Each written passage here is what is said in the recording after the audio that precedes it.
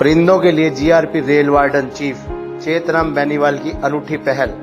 गीता मनीषी स्वामी ज्ञानानंद महाराज ने आमजन से सार्थक अपील की। गर्मियों के मौसम में भूख प्यास हर प्राणी को व्याकुल कर देती है, लेकिन जो परिंदे कुछ बोल नहीं पाते, उनकी मदद के लिए हम सबको सांझे सार्थक प्रयास करने अत्यंत जरूरी हैं।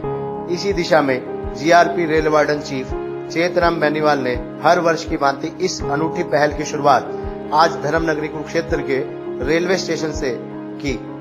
इस अवसर पर गीता मनीषी स्वामी ज्ञानानंद महाराज विशेष रूप से अपना आशीर्वाद देने पहुंचे। उन्होंने कहा कि दुनिया भर के लोगों से फेसबुक, यूट्यूब, व्हाट्सएप के माध्यम से अपने घरों में स्टेशनों पर मिट्टी के कटोरे रखने की अपील की। चेतराम बेनीवाल ने कहा कि इस अपील का दुनिया भर में असर देखने को मिलेगा। उनका यह प्रयास है कि कोई भी परिंदा प्यास से न मरे। वहीं गीता मनीषी स्वामी ज्ञानानंद महाराज ने कहा कि हमें सर्व जातीय प्राणियों को बचाने के लिए एकजुट होना होगा।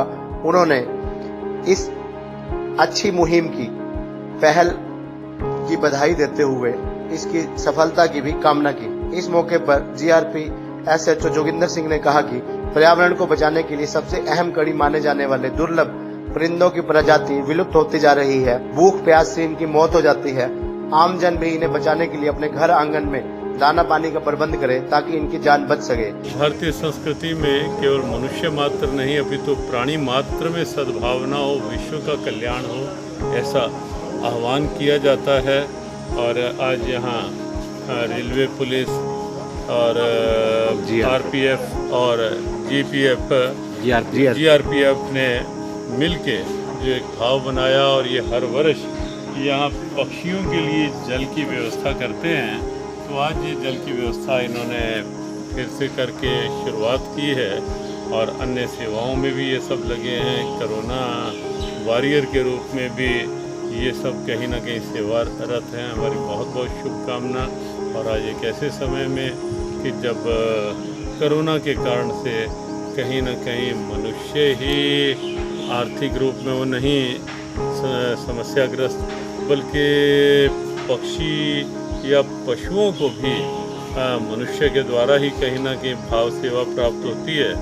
और क्योंकि बाहर नहीं निकल पाए और ऐसे में इस सेवा का महत्व और भी बढ़ जाता है। तो हमारी बहुत बहुत शुभकामनाएं। इंसानियत के नाते, मानवता के नाते समाज को एक नई दिशा और नई प्रेरणा देने के लिए मैं और हमारे जीआरपी हरियाणा पुलिस और साथ में आरपीएफ भी और आमजन समाज के लोगों को लेकर के मुहिम प्रदेश भर में चलाते हैं, जिसमें आप लोगों का अहम रोल रहता है।